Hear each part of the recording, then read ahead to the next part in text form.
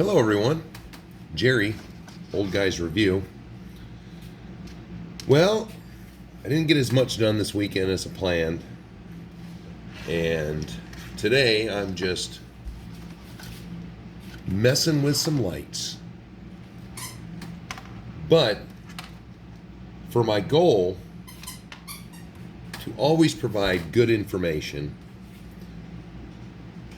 I have been checked.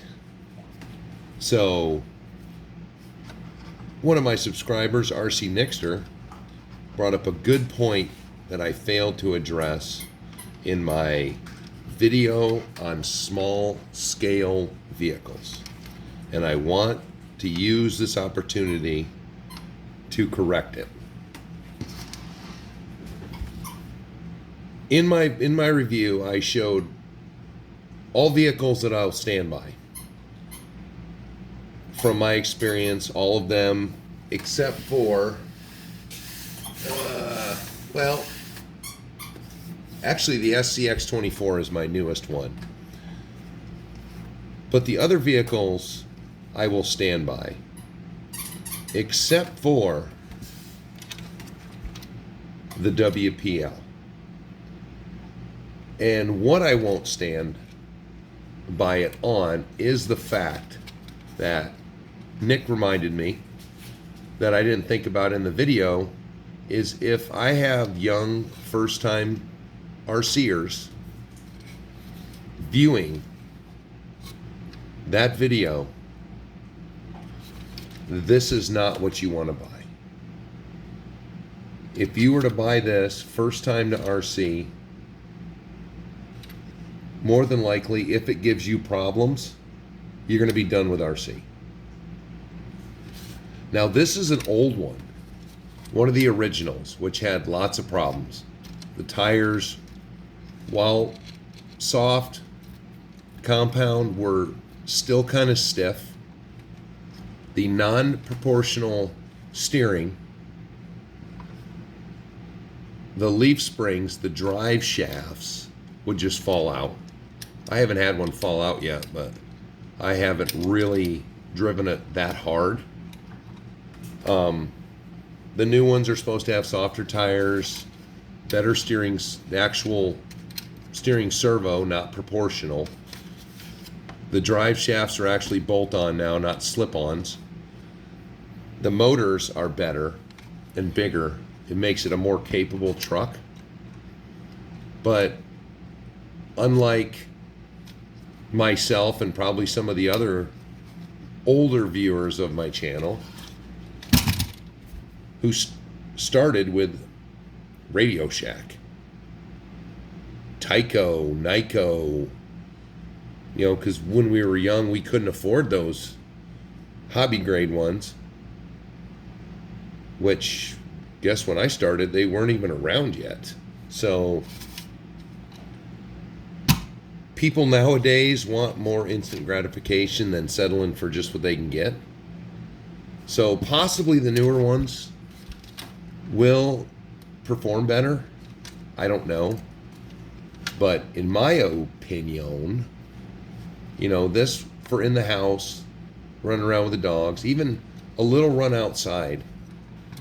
If you have a particular kind of area like I have where I have a course and stuff that I can drive it on, it's not as tough on it. This might not be for you. And a lot of them Nick pointed it out, and I too have seen it, where they have done a lot of modifications to make these better. But first-timers aren't going to be doing that. You want a truck that you can take it home, take it out of the box, and run it. And then you can learn as you go. So for new-time people, new-timers that may have viewed my small-scale video, not the first option. Other than that, could be my shortest video in history, unless I wanted to show you a little bit of what's going on right now. So you already seen that my drive-in video, I made a little whoopee light for this. Well, I've revised it and tried to recycle something that I talked about before. So this was a MyTrick RC light that was just white. So I painted it up, and it seems to do fairly well. It's only got the lights in the front, but it seems like they do come through into the back. So I'm thinking of switching this one up so I could free up that light bar to actually make it a light bar, even though I don't know where that thing's floating around. Oh, it's over there. And because I'm using my Y harnesses now, I can put flashing lights on one and stationary lights on another. Maybe some extra tail lights. Looking at some work lights. I'm just kicking around some different options. Deciding where to drill holes in your beautiful new truck is hard. So because I save everything, these are axial light buckets. And I'm just kicking them around, which ones I think I might like better. No. I'd almost like to put on the crane maybe a little light doodad up here, but I don't want to affect the flow, so it'd probably be like with some two-sided tape or something. You know, just mount them on the side, facing kind of down. Who knows?